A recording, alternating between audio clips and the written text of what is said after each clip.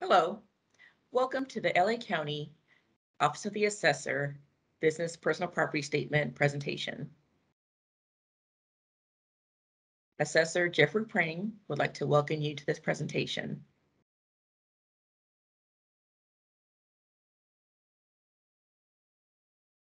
Today, we're going to present to you an overview of the property tax system business property statements filings.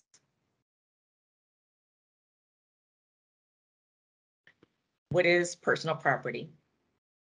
All property is taxable unless it's exempt. Personal property is all property which is not real estate.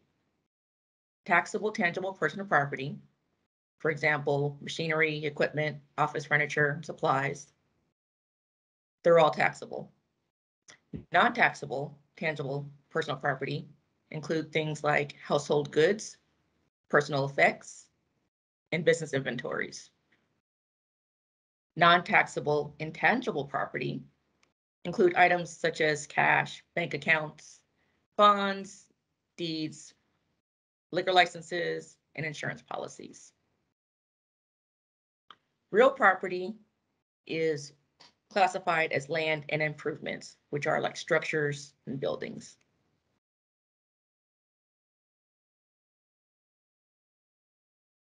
Here are some visual examples of assessable business personal property.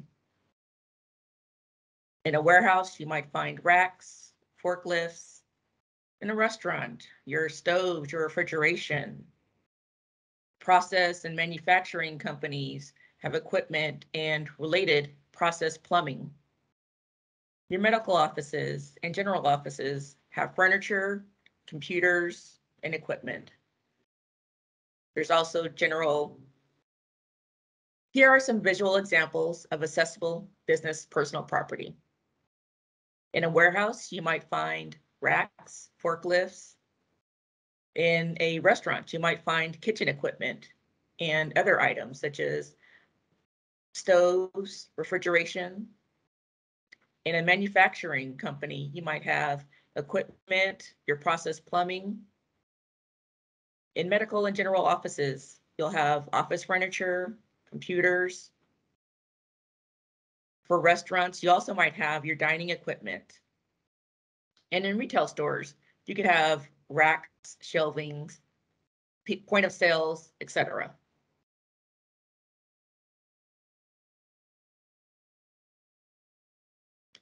You may be asking, how do we find your business? We have 4 district offices that handle field campuses. We have South Del Monte, Signal Hill, Sylmar, and Culver City. The Culver City office is temporarily located in our downtown Hall of Administration office. We basically perform annual field canvases that identify and discover businesses throughout the county. We also get information from business property statement filings, through audits, through directories, internet, sales and use tax permits, licenses, business journals, industry websites. There are many ways where we may find your business through discovery, and that's in turn how we send you the business property statement.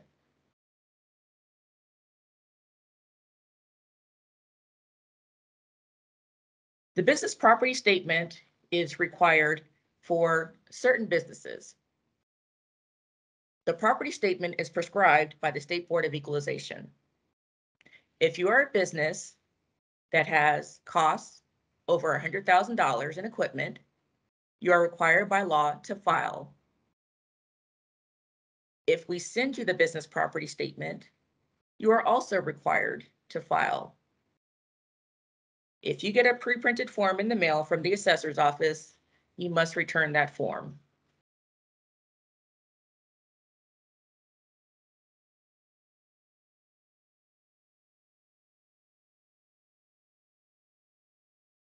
Business personal property is accessible as of the lien date.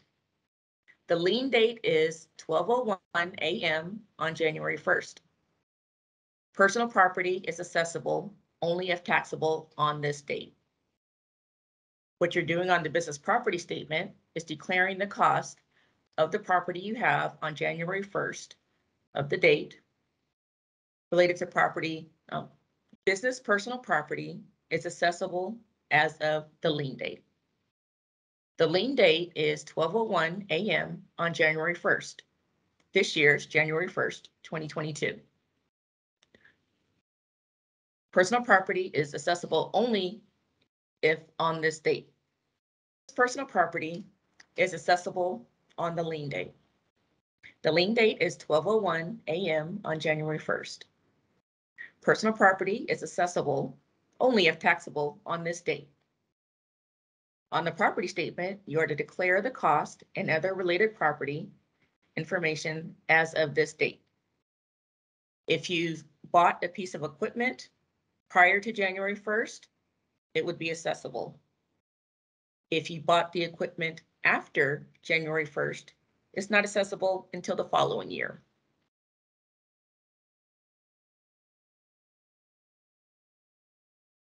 Some important dates to remember. The due date for filing the business property statement is April 1st. To file the statement without penalty is May 7th. This year, since May 7th falls on a Saturday, the due date will be Monday, May 9th at 5 p.m. You can return it to our office by 5 p.m. or have it postmarked. If it is postmarked or received after Monday, May 9th, you will receive a 10% penalty for late filing. From there, once we make the assessment, the property tax bills will be generated and they will be due August 31st, 2022.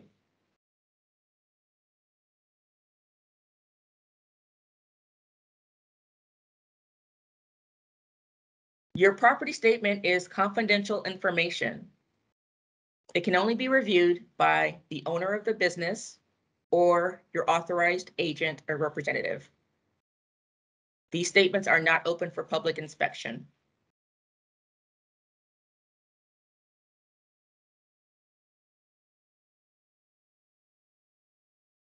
So now we'll walk through a short guide to how to prepare the property statement.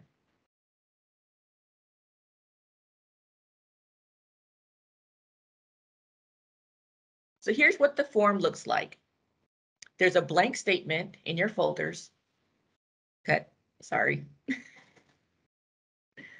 Okay, so here's what the form looks like.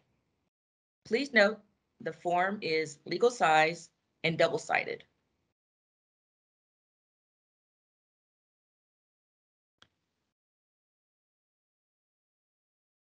The front of the form has your name and your site location, your business location, and a company number in the top right-hand corner. The back of the form is where you would report your detailed costs.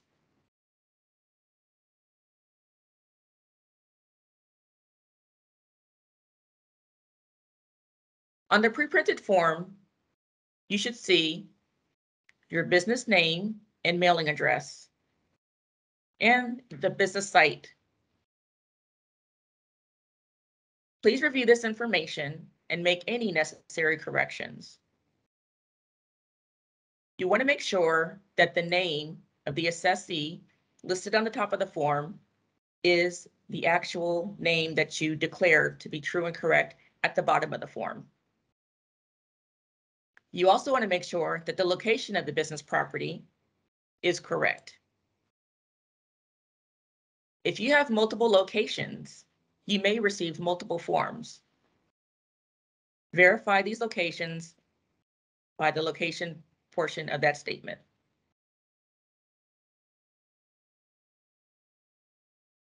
All you have to do to make any corrections is to line out what's incorrect and write on the side or underneath what the information should be.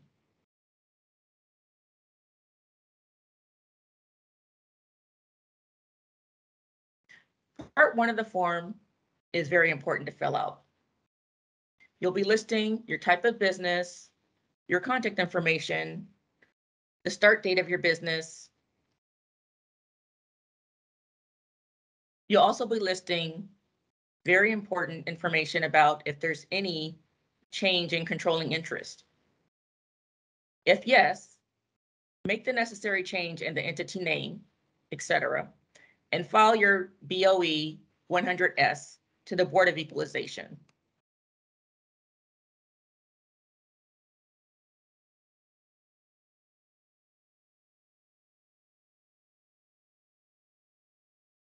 Part 2 is where you're reporting.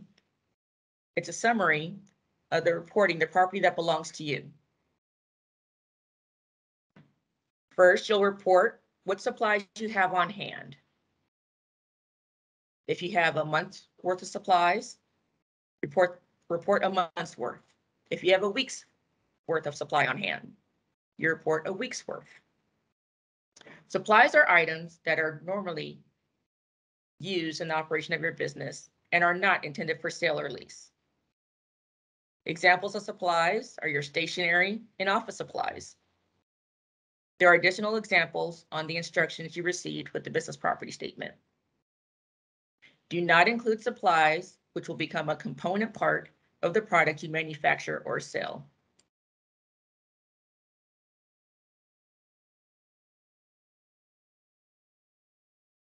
Number 2, under equipment, is a summary of the equipment you'll be reporting on the back of the form under Schedule A. Number 4 is where you'll be reporting Schedule B. On Schedule A, you'll be entering in the appropriate column the cost of your equipment segregated by calendar year of acquisition. If necessary, asset titles in Schedule A may be changed to better fit your specific property. You should clearly identify what type of property you are reporting. For example, in column 3, other equipment, they've listed forklifts as the equipment description to give us a better understanding of how to assess that property. You'll want to total each column at the bottom and then add your totals for Schedule A.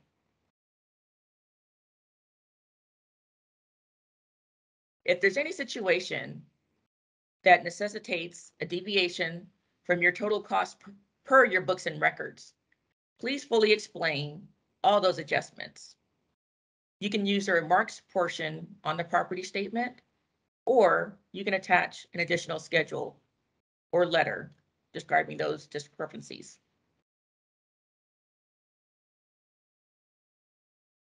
Depending on the type of equipment, the assessor may allocate a portion of the equipment value as fixtures. You should also have an accurate and up-to-date asset listing, which should include your date of acquisition, your total costs, the description of your assets, disposal dates of equipment removed. If you need additional columns to report your equipment, you can attach a schedule, or you can copy Schedule A and change the column headings. Do not report DMV licensed vehicles or computer application software. Those are non-assessable items.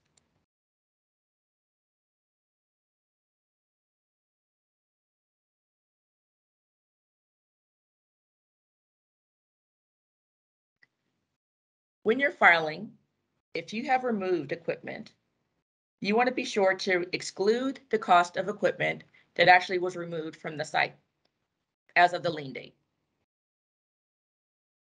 The cost of equipment retired but not removed from the site must be reported.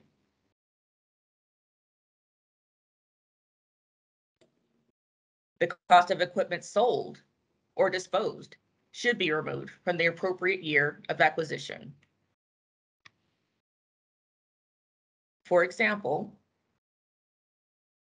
on 7/21, the Kitamura was disposed. How do we reflect the disposal? Remove it from the year it was acquired.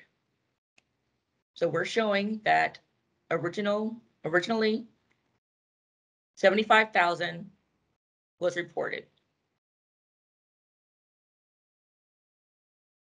We want to remove the 54,550 from that original acquisition year.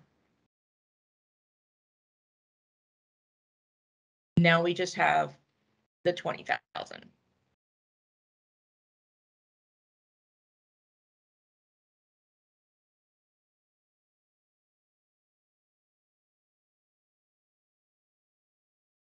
You also want to adjust the total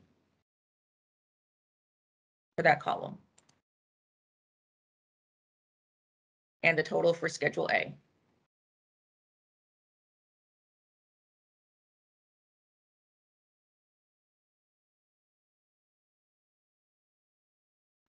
Some of you may have received a form that has pre-printed numbers in the assessor's use only column. Review those costs that are in those columns. Those costs are your prior year reported costs. If adjustment is required, line out the old cost and enter new costs on the cost column. Line out the old total and enter a new total. If no adjustment is required, it is not necessary to copy the old costs.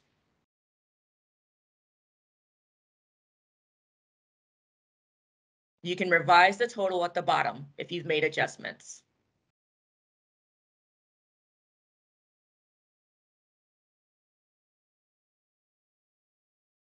Line 3. Line 3 in part 2 is for you to report equipment that's out on lease, rent, or conditional sales to others. You will report equipment that is out on lease or rent as of the lien date. Do not report inventory that qualifies as exempt. Equipment actually out on lease or rent and equipment out on conditional sale agreement should be reported in this column. If it's equipment that's held for lease, but you've used the equipment or intend to use that equipment, that should be reported as owned. Equipment held for lease or rent and not otherwise used by you is exempt and should not be reported.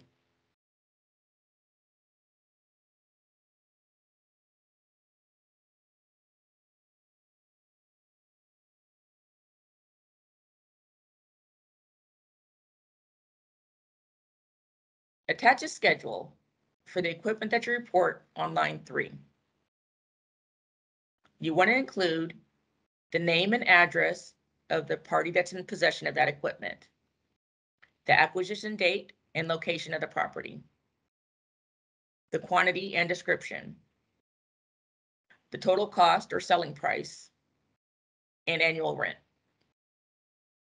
If you have a lease number or some kind of identification, enter those numbers as well. You want to report the acquisition date and the duration of the lease. How you acquired it, was it purchased, manufactured, or other? Please explain. State whether a lease or conditional sale agreement. Report your cost and your selling price by year of acquisition.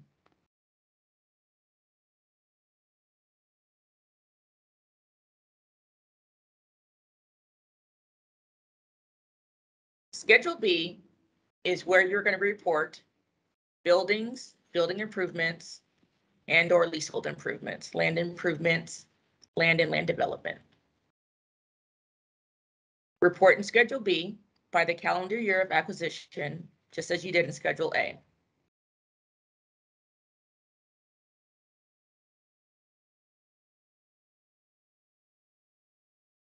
Use the enclosed form 571D for additions and disposals that you reported in columns 1, 2, 3, or 4 on Schedule B during the period.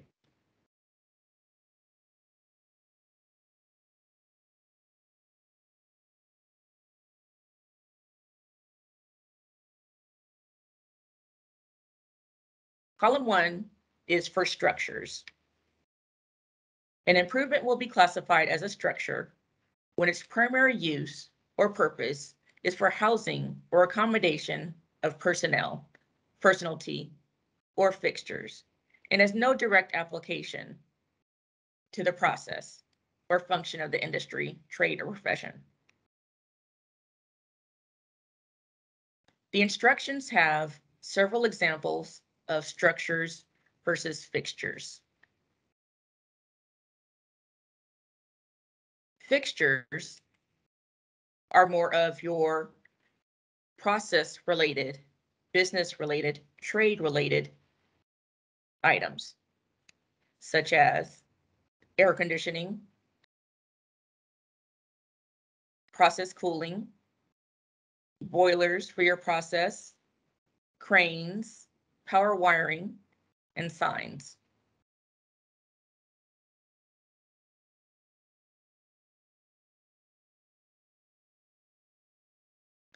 The enclosed form BOE 571L, 571D for additions and disposals reported on columns 1, 2, 3, or 4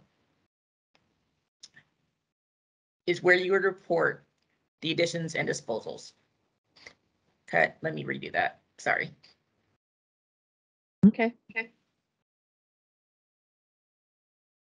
Here's a sample of Form BOE 571D. It's where you will report the additions and disposals that you reported in Schedule B on columns 1, 2, 3, or 4.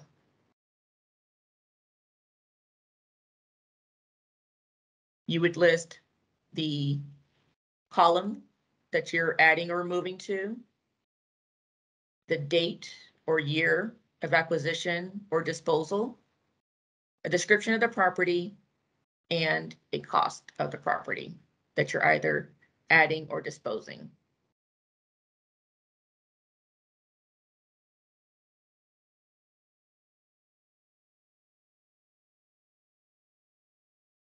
This form should be used for Schedule B items only. If you have additions or disposals to report for Schedule A, you may use an additional form.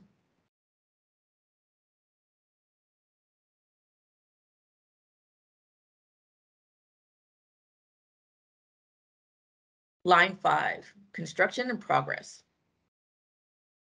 Any equipment or fixtures in progress and physically located at the site should be reported that are in progress.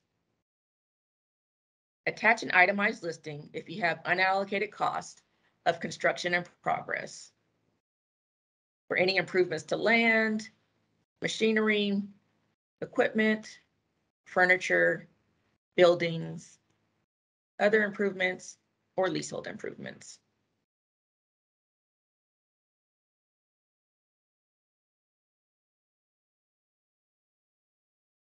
Here's a sample of an itemized CIP listing.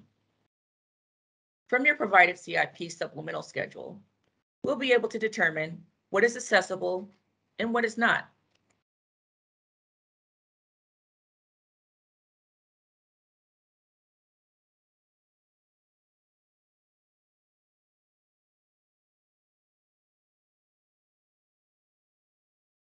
Alternate Schedule A.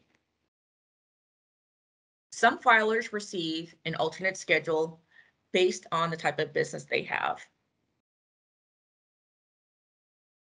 Examples of businesses with alternate schedules include banks, insurance companies, and financial corporations, bowling centers, automatic car washes, theaters, motels, and hotels. If the form is not included with your filing that you received from us, you can also download blank alternate schedules from our website and complete it if appropriate for your business. Terry? Yes. I have to step away for less than a minute, so keep going, okay? Sure, no problem.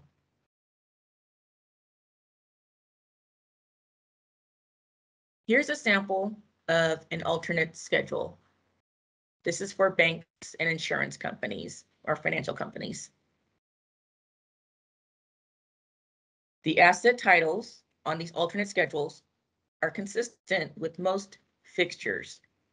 And on this one, it's consistent with bank fixtures, such as ATMs, signs, counters, etc.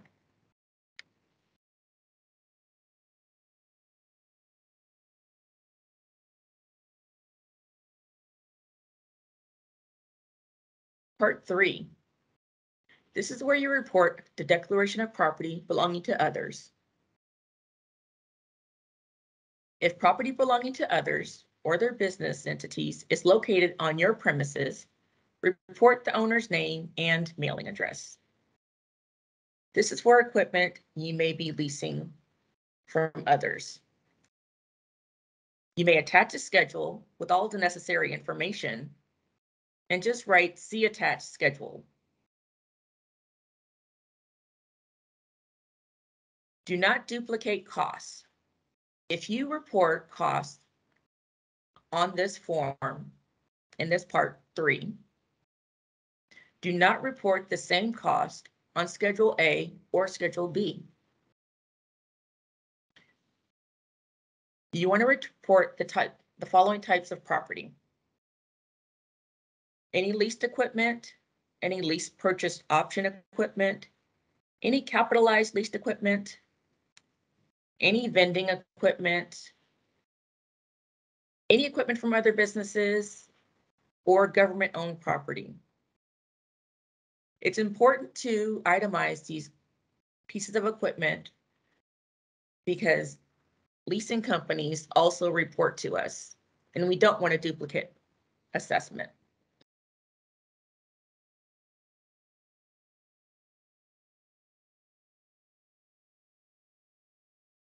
Again, we know it's common for you to capitalize equipment, capitalize leased equipment, but please do not include those capitalized equipments that you report in Part 3 in Schedule A or Schedule B.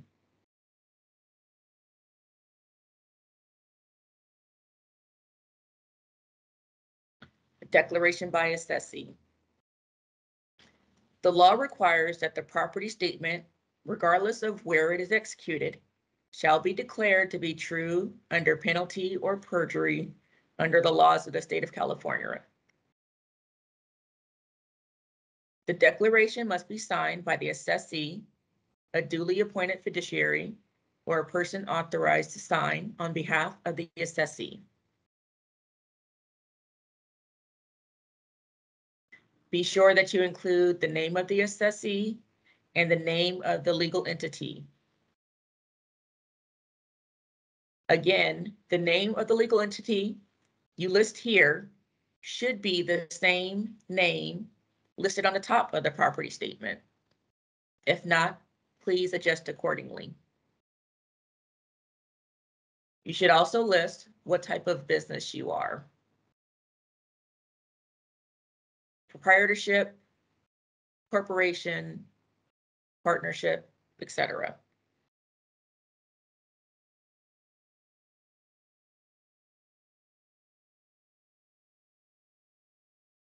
Be sure to sign and date the form as well.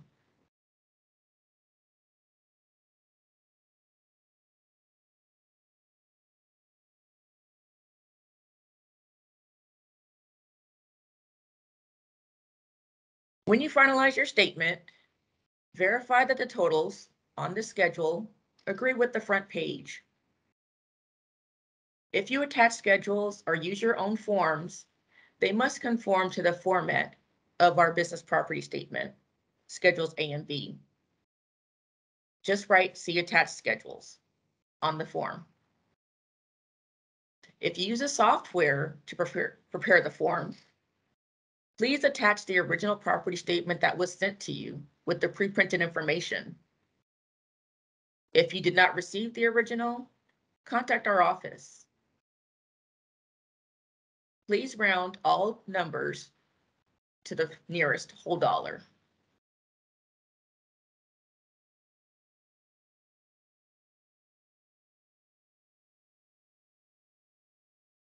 Do not report your values, your opinion of value, or the assessor's enrolled values from a prior year as your cost.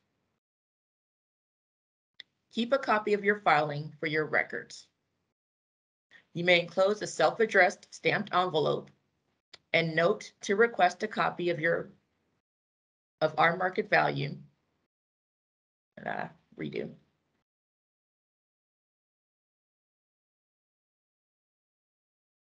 Do not report the assessor's value or your opinion of value as costs. If you don't have your original cost, please report to the best of your ability. Keep a copy of your filing for your records.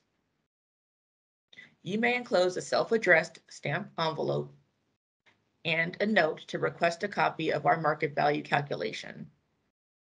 You should receive the copy back by July 15th.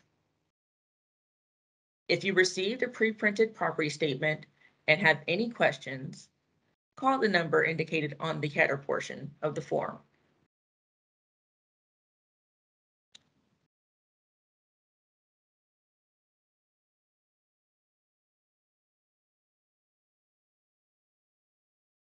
The 4 district offices, as noted, we have a North District office located in Sylmar. Our South District office is located in Signal Hill. Our East District office is in South El Monte.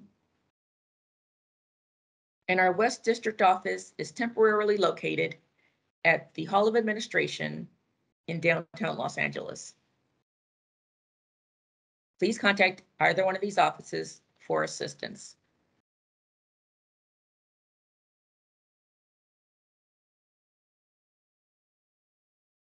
Your property statement may also be filed via the Efile system. Above is the address where you can identify the Efile site. Our Efile system went live in 2002.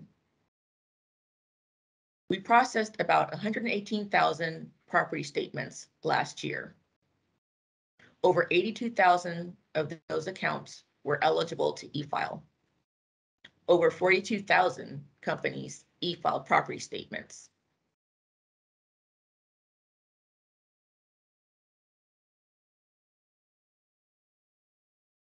We highly encourage people to e-file. There's an ease in access and an ease in access to your information after the fact. When you get your business property statement, there's a 6-digit PIN which allows access to your prior year's records. Let me start this over. Sorry. I'll get some water.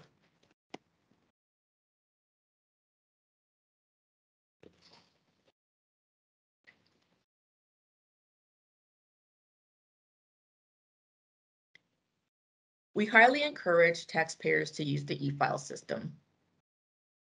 Here is the Efile site. You should receive a 6-digit PIN that allows you to access your prior year's records. Prior year filing information is pre-printed. You'll update your new acquisitions, disposals, and changes. It's a user-friendly menu with built-in alerts, error messages, and/or warnings. There will be 5 major tabs that you'll go through in the Efile system. Your ownership information, general information, your owned property, leased property, and the certification process.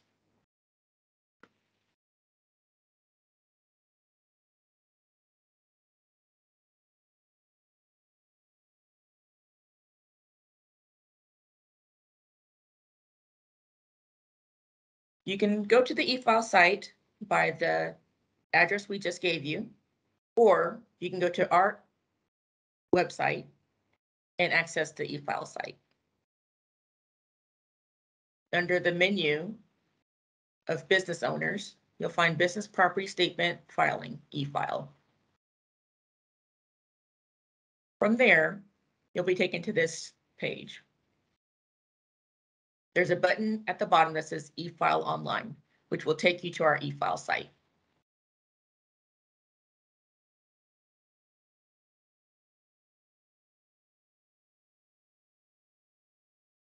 Here, you can file your current return or view and print prior year returns.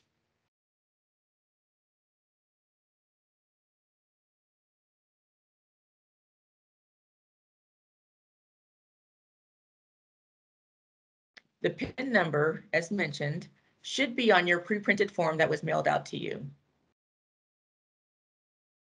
located right under your mailing address.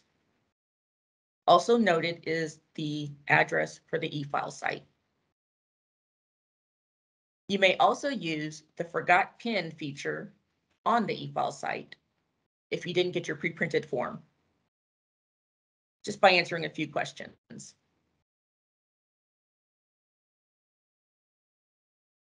And this is the logon screen. The Forgot PIN feature is on the screen at the bottom. Remember to log on using the company number and the PIN number that was included on your 571L. If you have multiple locations, you have to use the company number ending in 4 zeros to log on.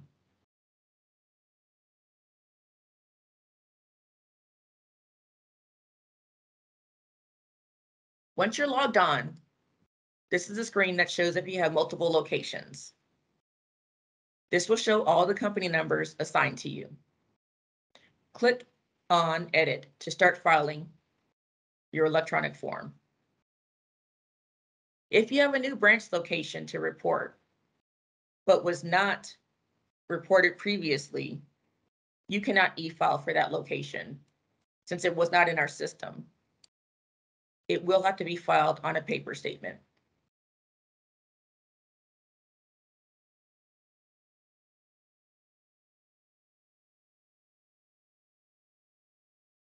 So the first of the 5 steps is the ownership information.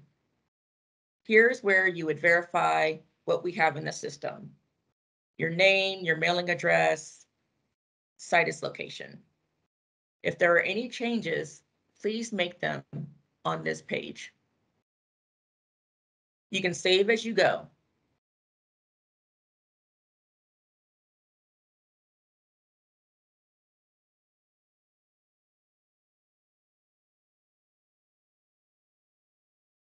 Step 2 is the general information. Enter your business phone number. Let us know when you started doing business at the location. Enter the name of the person to contact in case our office has any questions.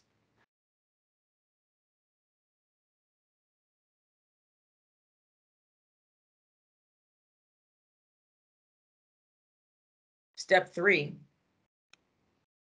is the equivalent to the front of the form for Schedule A. This is your summary page, your declaration of property belonging to you. Click on the View Update option, and it'll take you to the schedule details.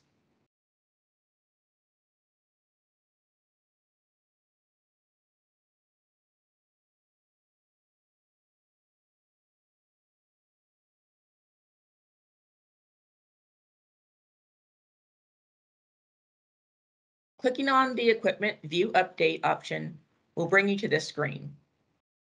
Here you'll be able to add, adjust costs for all equipment categories, including adding other categories at the bottom.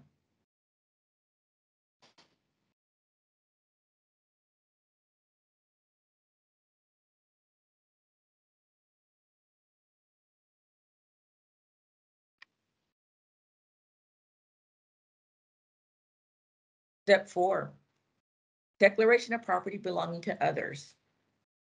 This is equivalent to Part 3 of the form, which is where you're reporting leased equipment.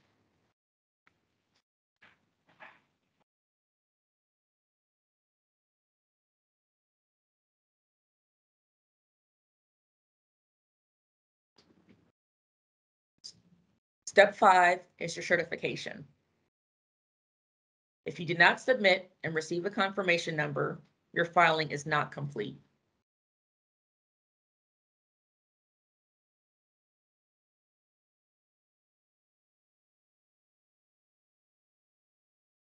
The Submit Statement button is at the bottom.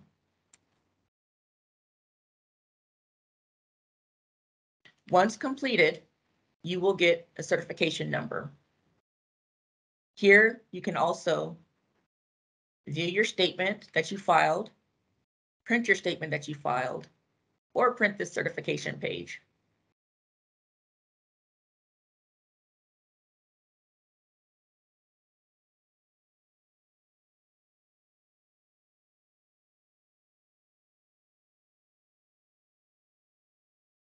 Computation worksheets for the e-filed statements will be available to view and print after you filed. They should be available by July 15th of each year.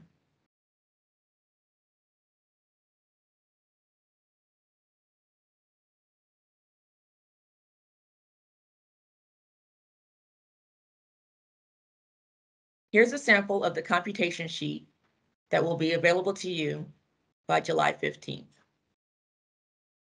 These sheets show how we arrived at the assessed value. It shows you the cost that was reported and the value that we derived for each category of property.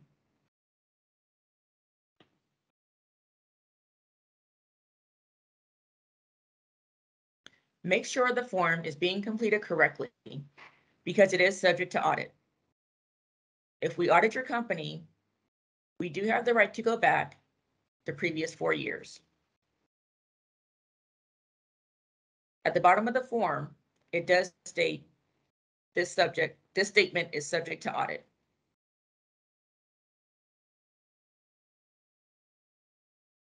Some frequently asked questions.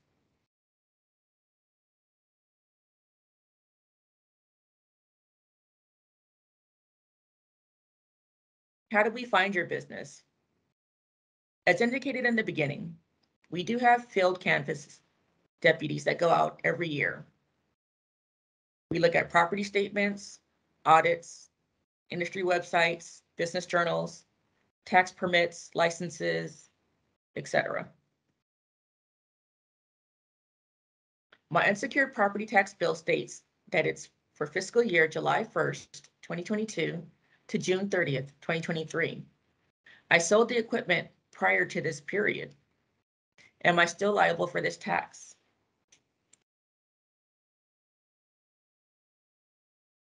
Yes. Sale or disposal of property after the lien date, January 1st, does not relieve the assessee of the tax. So if you sold the business after January 1st, you are still responsible. When is the tax bill considered delinquent? After 5 p.m. on August 31st.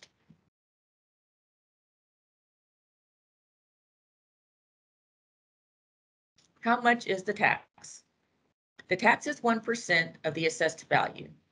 However, your tax may also include special assessments voted in by the citizens or their representatives within the property's taxing jurisdiction. The total cost of my business personal property is under $100,000. I was sent a property statement. Do I have to fill it out and return it to the assessor's office? Yes. Again, as noted before, if we send you the form, you are required to file.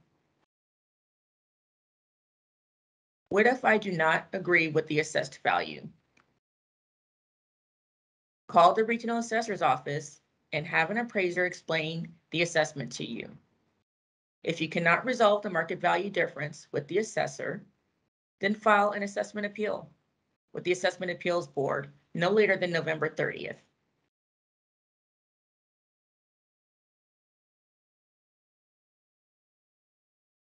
I have a value disagreement and I have filed an assessment appeal. Should I still pay the bill? Yes. The tax bill you have is a valid assessment and must be paid. Appeals will be heard at a later date. If you don't pay the bill and you don't have a favorable assessment appeal outcome, you're still going to have to pay that bill with penalties and interest. What is the Assessment Appeals Board's telephone number? 213-974-1471. What if the business property statement is not filed? If you do not file a business property statement, an assessor's estimate will be made with a 10% penalty for failure to file.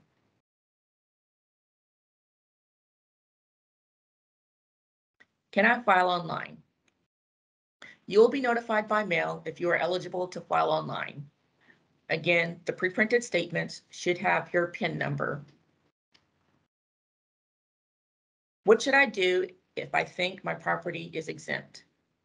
Call our exemptions section at 213-974-3481. Is there a toll-free telephone number where I can obtain property tax assistance?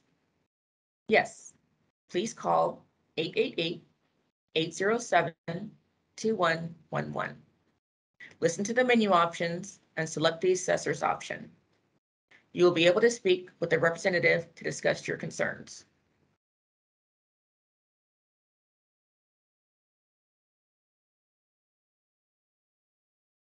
If you have additional questions, you may call our office or visit our website. Thank you for your time.